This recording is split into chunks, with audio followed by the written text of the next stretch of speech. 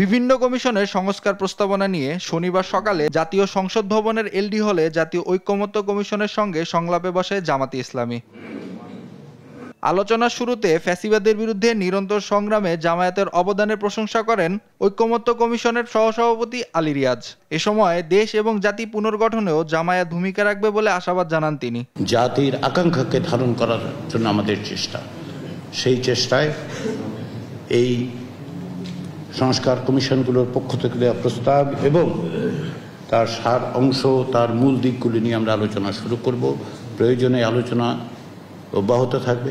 আর দেশের স্বাধীনতা ও সার্বভৌমত্বের প্রশ্নে জামায়াতে ইসলামী কোনো রাষ্ট্রের রক্তচক্ষুকে ভয় পায় না বলে মন্তব্য করেন দলটির নায়েবে আমির ডাক্তার আব্দুল্লাহ মোহাম্মদ তাহের। জানান, টেকসই ও গ্রহণযোগ্য গণতন্ত্রের জন্য জামায়াত কাজ করছে।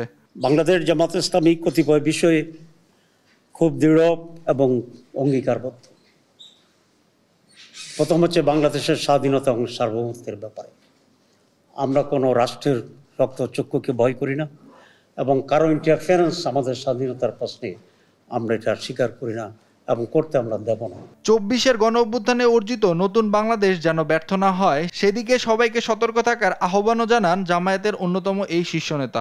সাধারণ মানুষেরাই এই আন্দোলনে ব্যাপক ভূমিকা পালন করছে। আমি তাদের প্রতি কৃতজ্ঞতা জানাই, শহীদদের আত্মার মাগফিরাত কামনা করি। নাইম আফসান, দেশ টিভি, ঢাকা।